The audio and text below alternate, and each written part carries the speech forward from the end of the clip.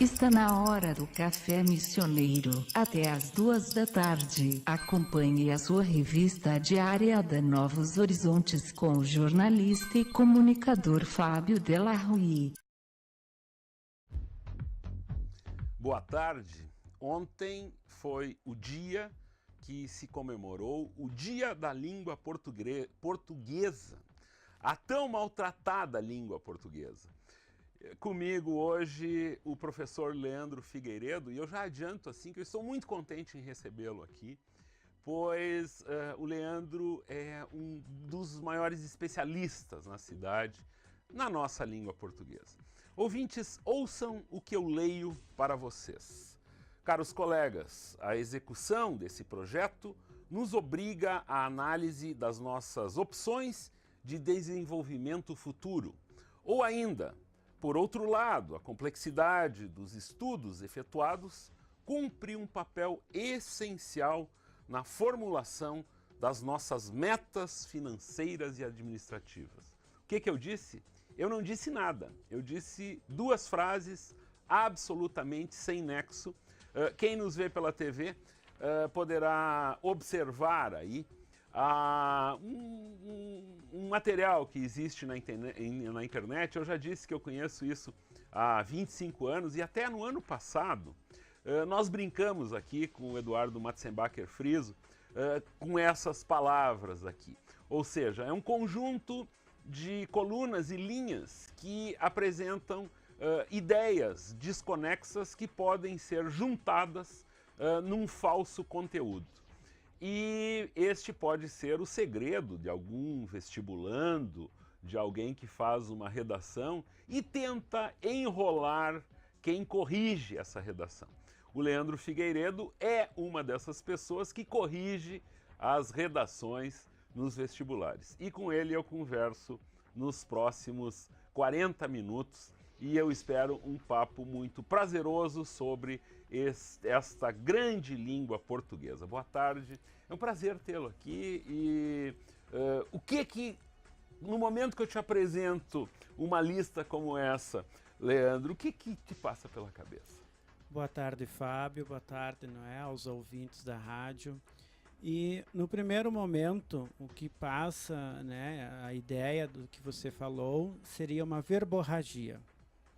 Ou seja, você falou de uma forma adequada, apropriada, mas em relação ao contexto e ao sentido, está solto, vago, não é? Então, a pessoa que construiu essa frase, seja ela quem for, em outras palavras, disse tudo e não disse nada, certo? Então, numa produção textual, quando a pessoa vai participar de um processo seletivo, seja ele qual for, um vestibular, a prova do Enem, agora que eu acho máximo a questão dos concursos públicos terem a questão da redação, fica evasivo.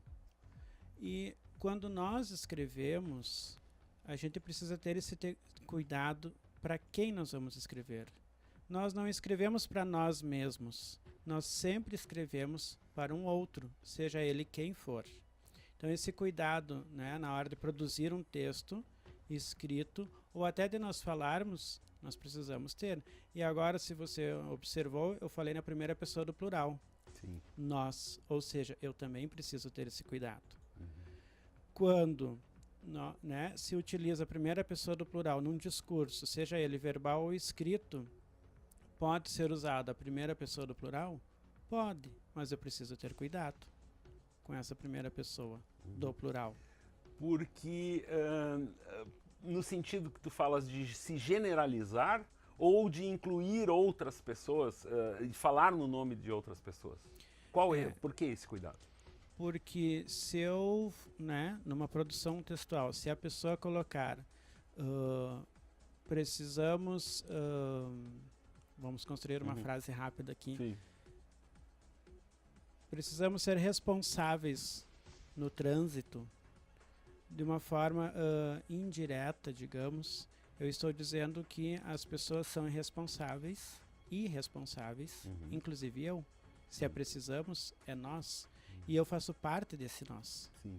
Ou as pessoas precisam, necessitam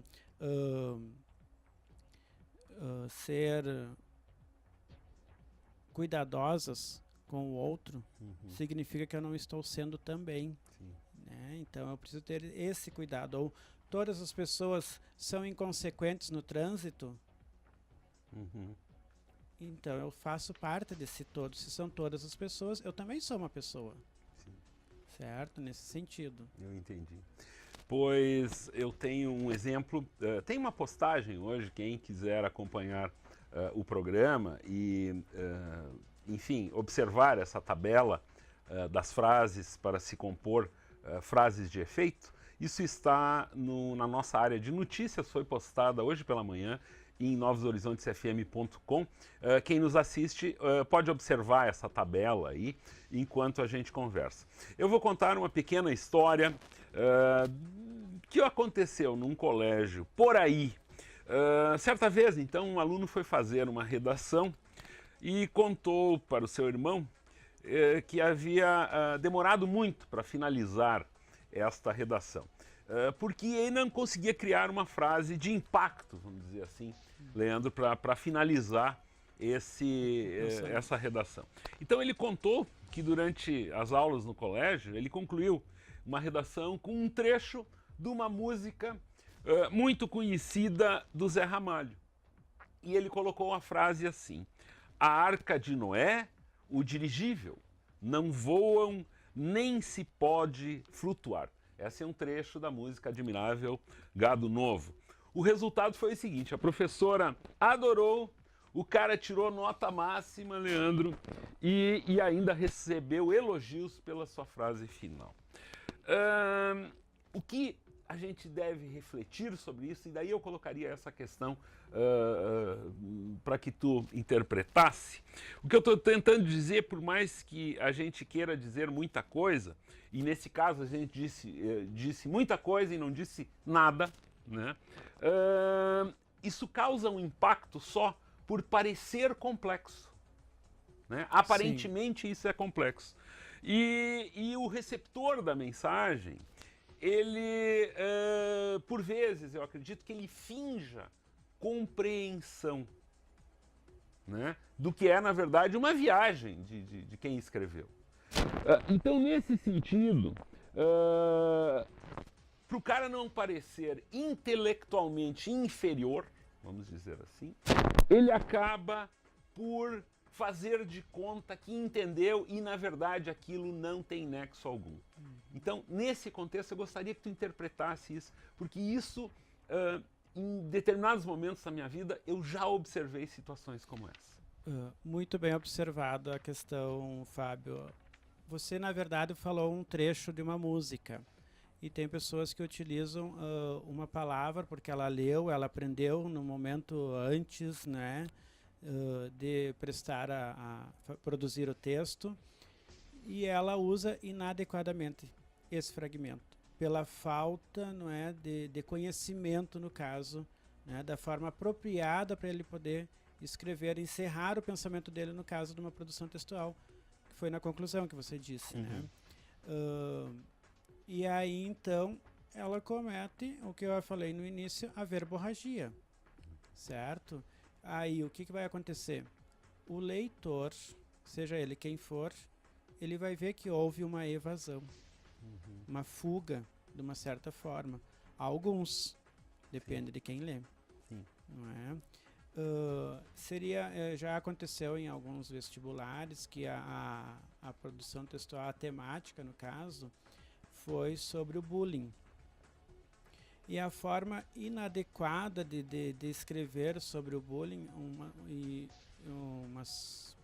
uns quantos candidatos, digamos assim, né, escreveram que algumas pessoas eram bulinadas. Né? Então, que não seria o contexto da situação, né, dentro daquela temática. Ou seja, pela falta de conhecimento de usar aquela própria palavra, uma simples palavra, e isso ocorre, né, muitas vezes. E o que você falou, na verdade, há pouco tempo, o Fantástico exibiu uma reportagem, né, que eles fizeram sobre as avaliações das produções textuais, né, das redações do Enem, e alguns também colocaram trechos inteiros de músicas poesias, enfim, várias foram propositalmente fazer isso, né, para testar, no caso, a questão da correção nas redações. E algumas foram zeradas, sim, e outras tiveram uma pontuação, né, satisfatória. Nesse sentido, tu observas isso, que as pessoas, por exemplo, vamos tentar imaginar os grandes escritores que possuem obras um tanto herméticas, vamos dizer assim, Graciliano Ramos, vamos citar, existem outros exemplos nordestinos aí também, de uma espécie de um realismo fantástico e tal. Tu diria que essas obras, elas são absolutamente compreensíveis? Eu te pergunto. São. Por quê? Mesmo que a gente leia 20 páginas e não entenda absolutamente nada em determinados trechos? São compreensíveis, porque vai depender do que, na realidade?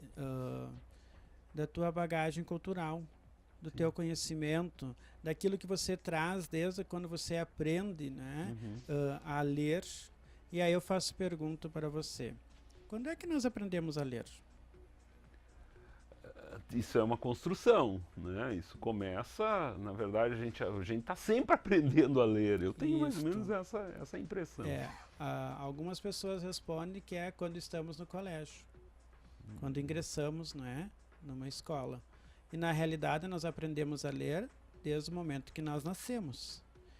Porque a criança, né, nos poucos dias de existência, ela tem uma necessidade e ela faz uma leitura de uma reação.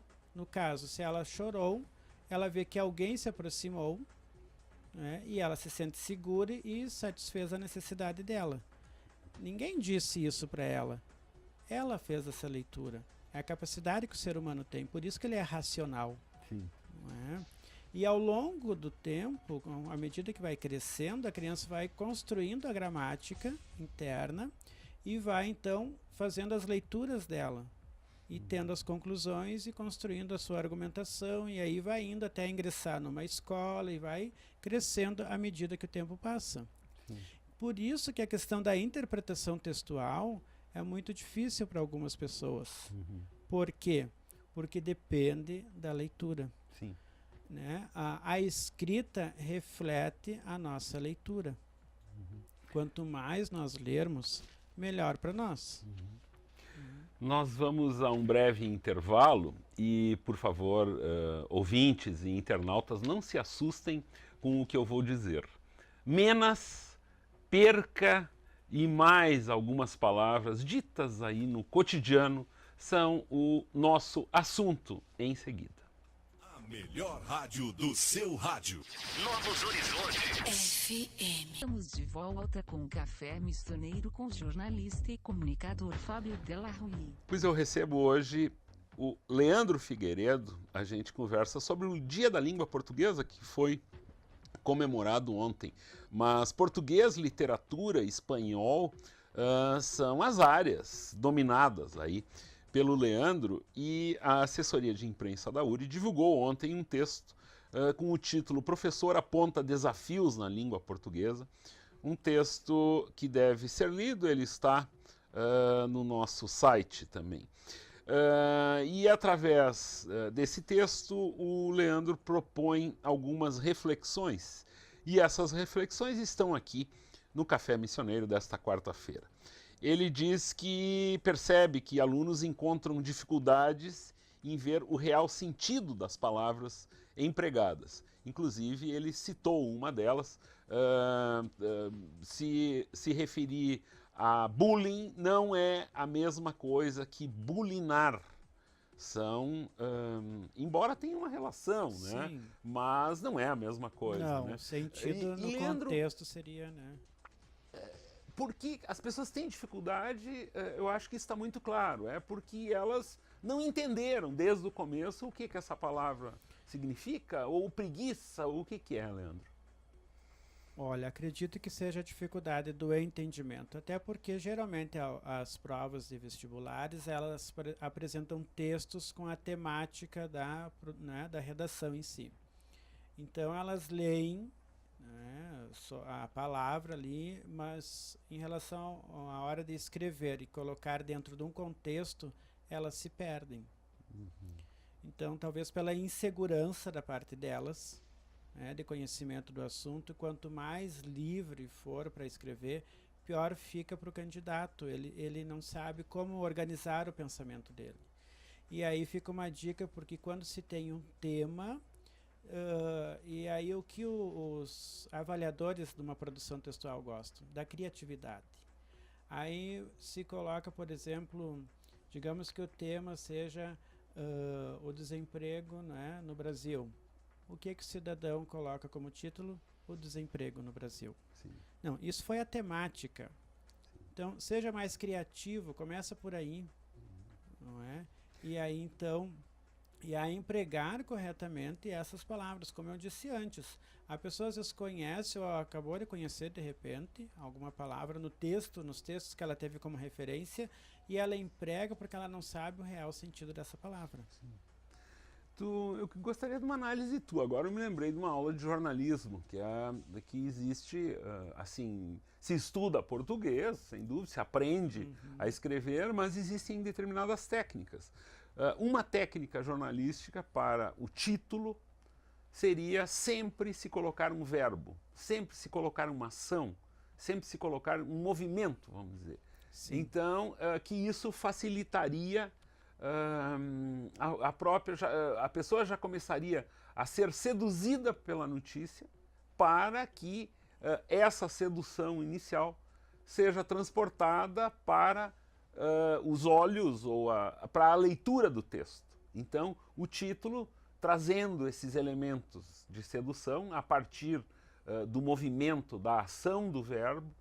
E eu te digo uma coisa, é muito mais fácil fazer um título com um verbo do que tentar inventar uma frase Sim. de efeito. Tu concordas comigo? Concordo. É bem mais fácil, até porque na área jornalística, realmente, o título ideal seria conter um verbo que esse título ele tem que promover um impacto, chamar a atenção do leitor. Sim. E aí, reforça aquilo que eu havia dito. O jornalista, ele escreveu esse texto para alguém. Então, ele tem que chamar essa atenção.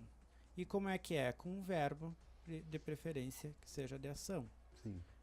E aí, mas um título quanto mais impactante, melhor, porque aí ele vai chamar a atenção do leitor e ele vai saber o restante no momento que ele ler essa notícia. Né? Vai ter o teor ali da temática, no caso da notícia, seja ela qual for. Tu ainda coloca que da dificuldade das pessoas, elas têm dificuldade de expor seus pensamentos por meio de palavras. Como que elas conseguirão, se elas têm um vocabulário limitado? Então, o primeiro momento seria expandir o vocabulário, entender outras palavras para daí poder escrever? No primeiro momento, ela tem que, numa produção textual, escrever aquilo que vem, né, no pensamento. Aquilo que vem na cabeça, como a gente diz. Né? Ou seja, são ideias soltas.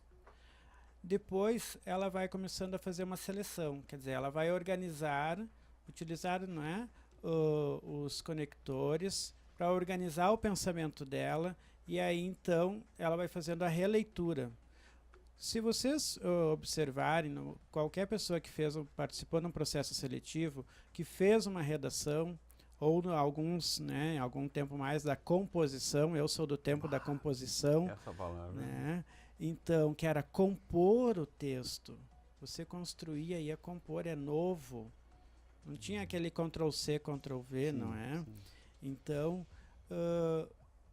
aí você precisa, então, organizar o teu pensamento, né? E no momento que você vai passar a limpo, por isso que vem uma folha de rascunho, e depois você vai passar a limpo. Geralmente, quando você passa a limpo, você faz uma alteração. Por quê? Porque você fez a releitura e viu que aquilo ali, né, estava inapropriado, alguma coisa, fez a adequação àquilo que você escreveu em poucos minutos. Minutos antes você fez isso. Né? Então, e só escrever é que nós vamos aprender cada dia mais. Mas essa questão do escrever, na verdade, vem de antes, vem, como eu reforço, a leitura. Por que nós lemos? Pelo prazer? Varia, né? Pela necessidade. Pela necessidade. Nós aprendemos a ler pela necessidade. Porque nem todas as leituras, e a gente lê várias coisas, quando se fala em leitura, a primeira coisa que a pessoa pensa, ou algumas pessoas pensam, é a questão de um livro. Não é só livro. Nós vemos livros, jornais, uma placa, um sinal de trânsito, seja qual for. A gente faz várias leituras. Leandro, eu gostaria de citar um exemplo de algo que eu vivi ainda nos anos 70, na escola, muito interessante, com um professor de português que adotou uma técnica para que as pessoas, os alunos, nessas composições que tu citas, aprendessem a escrever e tal. Um caderno onde a página da esquerda tem esse rascunho e na página da direita sempre. Então, existia uma normatização no número de linhas, como Sim. existe numa redação. Então, num lado o rascunho e no outro lado o texto definitivo. Uma espécie de um ranking dentro da sala de aula, entre os alunos, de quem incorria em erros conforme o número de linhas. Então, tinham determinados alunos que faziam 3 redações de 20 linhas e cometiam um erro. Então, ficavam com uma média de um erro a cada 60 linhas. E isso ia evoluindo no decorrer e esse ranking daí era apresentado em sala de aula. Numa espécie de gincana, numa espécie de competição, algo bastante sadio e muito divertido até. Porque daí tinha uma menina, eu me lembro, isso em São Leopoldo, tinha uma menina que depois transformou-se em enfim, ela ocupou um cargo na OSPA tocando violino, então uma pessoa muito culta, assim. Sim. A média dela era um erro a cada 180 linhas, vamos dizer. E quando ela errava uma palavra ou alguma coisa, ela chorava muito. Né? Então isso já é, claro, um exemplo extremo, vamos Sim. dizer, de uma situação como essa. Eu era mediano, eu ficava numa faixa de um erro a cada 20 e poucas linhas ali, não estava na rebarba, mas também Sim. não estava nas cabeças. Mas que bom que esse tipo de atividade, porque isso é uma coisa muito simples, é só estabelecer o começo de semestre, um começo de ano, a nossa regra para a composição ou para a redação é essa. Né? E se lança isso e eu tenho certeza que as pessoas aprenderiam a escrever melhor e tal. Por quê? Porque se estabeleceria um padrão, uma regra e tal. E baseado nisso ainda, só para completar, eu acho que Santo Ângelo hoje vive algo muito interessante e que poucos estão direcionando o seu olhar para isso. Inclusive, lamentavelmente, nenhuma escola particular entrou nesse certame, embora todas tenham sido convidadas. A OAB está promovendo os Jogos Culturais e nós, aqui na casa, resolvemos seguir isso até novembro. Faremos a cobertura, a gente já fez agora no último final de semana, de Sim. todas as etapas. Imagina isso aí, envolvendo todas as escolas estaduais e municipais. Que trabalho será isso, mas ao mesmo tempo a gente poderá estar em cada uma dessas escolas, Leandro. E a gente nota de saída como uma gincana ou uma competição cultural, mesmo que ainda o conteúdo seja por vezes música sertaneja ou enfim, isso a gente presenciou Sim. no último sábado. Mas o que eu quero dizer é que esse tipo de atividade envolvendo o estudantado, ele se envolvendo na questão de uma gincana cultural. Como isso é importante, né? E embora os meios de comunicação, por exemplo, aqui da cidade, o único que foi atrás disso somos nós. Eu acho fantástico divulgar esse tipo de trabalho. E outra coisa, o aluno gosta de ser desafiado. Sim. Né? E mais do que ser desafiado, não é a questão dele ser julgado, mas de ver que ele, no final, o resultado, ele é capaz de tal. Né? Desenvolver um trabalho, um projeto, participar, crescer. Ele mesmo vê o crescimento dele. Uhum. Então, aí você fala também a questão do simples. Né? E são nas palavras simples que as pessoas erram. Com mais frequência. Sim. Algumas, não vamos generalizar, né? Determinar. E aí que vai surgir, né? Tem alguns linguistas que falam do preconceito linguístico, mas aí depende do contexto. No caso de menos, que você havia falado antes, né? A perca da safra. A perca, né? Não perda a paciência, em vez de não perca. Esse perca, na verdade, é um imperativo, não é? E o imperativo não é só questão de uma ordem, mas é de uma orientação. Sim. Que você usa o verbo no imperativo. Outra que assusta, a suba de preços. Existe alguma coisa certa nisso? Na verdade, o aumento... É o aumento de preços. Né? Isso é uma suba. Eu já vi, assim, pessoas falar, por exemplo, a última suba da gasolina. Eu digo, mas o que é isso, rapaz? Bom, aí vem a questão, se nós partirmos para esse lado, tem N. Eu sou muito. Se eu sou um sino. Né? Sim. Então, eu suo, que é do verbo suar. Sim. Não soar. Tá, e o guisado? O guisado, em alguns estabelecimentos, a gente vê que está escrito guisado com Z. Sim. Guisado com Z vem de guiso. Sim. Logo, é de cobra. Então é carne de cobra? Teoricamente. Sim. Isso é bom porque a gente cria uma espécie de um humor pessoal, assim, né? Então, o correto é guisado com S. Se você buscar no dicionário, você não encontra guisado com Z, a palavra guisado escrita com Z. Isso é muito divertido, que agora com as redes sociais, as pessoas tratam de divulgar fotos. Eu tenho alguns amigos que se especializaram em entrar em supermercados e fotografar. Dias atrás, um publicou uma foto aqui de Santo Ângelo, de um supermercado muito grande da cidade aí, estava escrito assim, escorregador de massas, né? Que é um produto lá que estava à venda, a massa escorrega lá dentro, né? O próprio Jô adora fazer isso no seu programa. Você vê no Facebook até, não é? A questão das placas, assim, tem a melância, não é? Vende-se melância. E as pessoas, quando acentuam ou deixam de acentuar uma palavra, primeiro, antes de fazer isso, pronuncie com ou sem acentos. No caso de melância, é melância. Se ela colocou aquele acento circunflexo, é porque, afinal, aquela sílaba é mais forte. Né? Mas aí, se é melancia, já mudou de lugar. Sim. A sílaba, inclusive a acentuação. E assim por diante. Muito bem, a gente faz mais um breve e curto intervalo e em seguida conclui o nosso bate-papo aqui com o professor de português e espanhol, Leandro Figueiredo. Em seguida. A melhor rádio do seu rádio. Novos Horizontes. FM.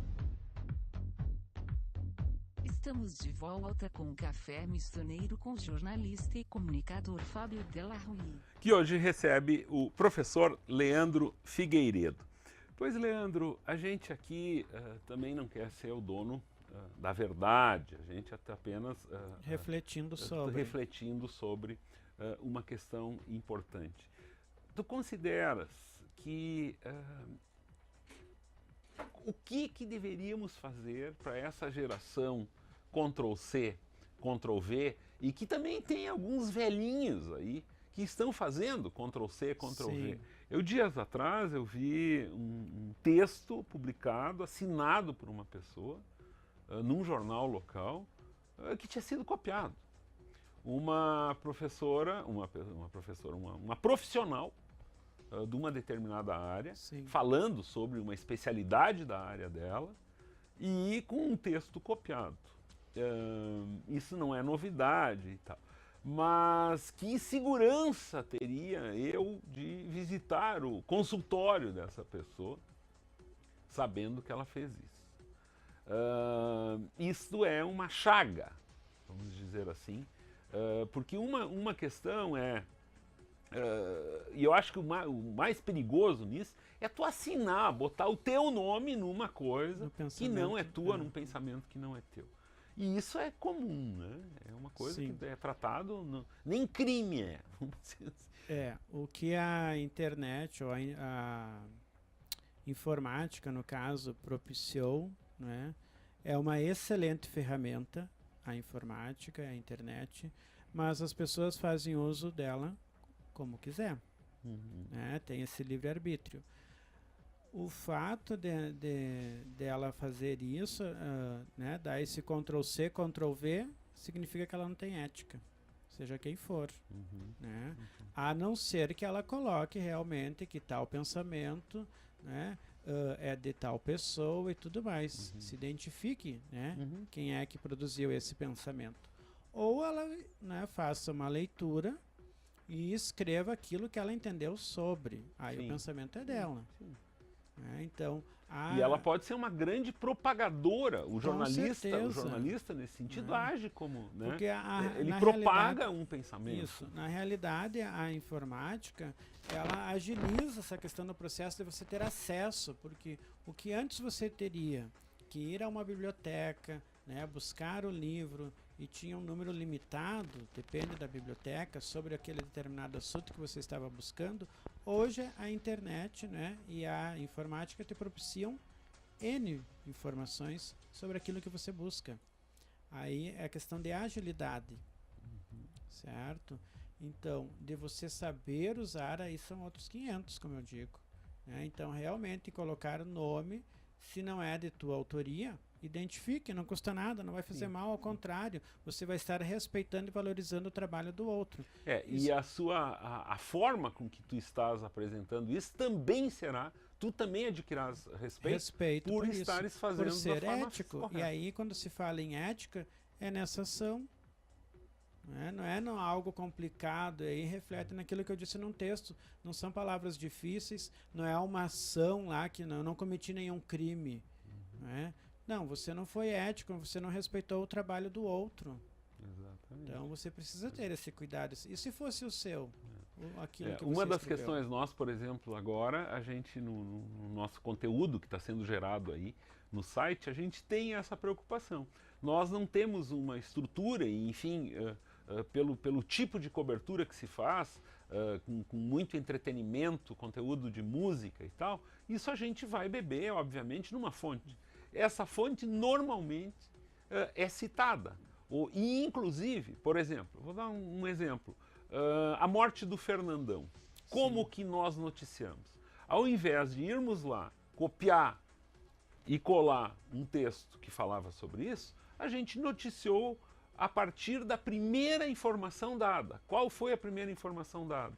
A Rádio Gaúcha, na noite do sábado para o domingo, na madrugada do sábado para o domingo, foi a primeira emissora a noticiar. A nossa notícia foi em cima da notícia que a Rádio Gaúcha, na madrugada e tal e tal. Mostrou. Então, por exemplo, se determinado artista lança um disco novo, enfim, um trabalho novo, e a Billboard ou as empresas ligadas à comunicação musical divulgam, a gente cita exatamente essa fonte.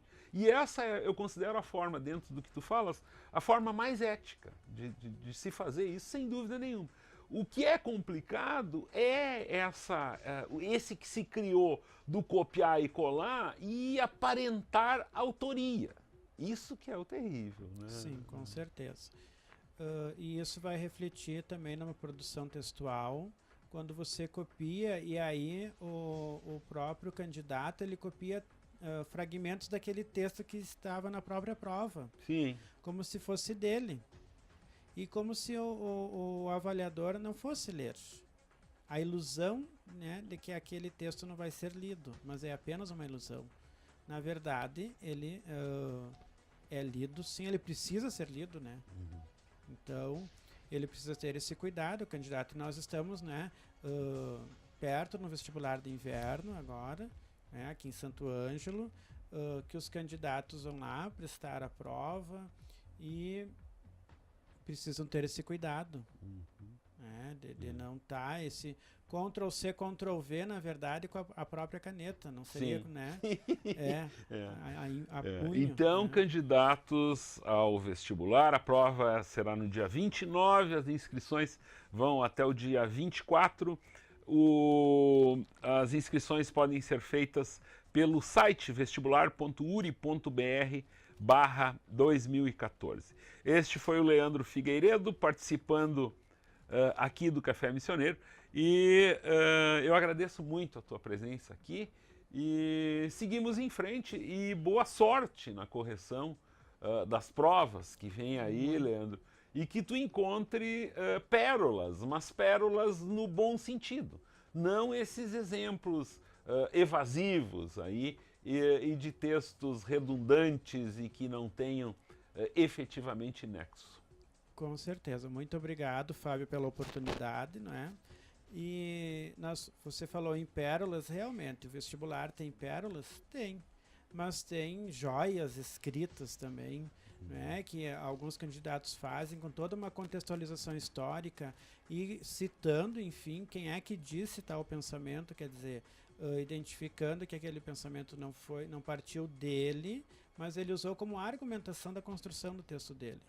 E assim, então, ele foi ao encontro, né, da proposta apresentada, né, pela instituição e, enfim, conquistar, então, uma nota, né, satisfatória para ser aprovado, tanto no vestibular quanto no ENEM, que ele precisa ter esse cuidado.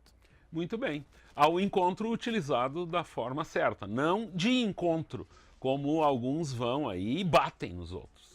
Boa tarde, o Café Missioneiro volta amanhã, no dia da abertura da Copa do Mundo. Boa tarde. A melhor rádio do seu rádio.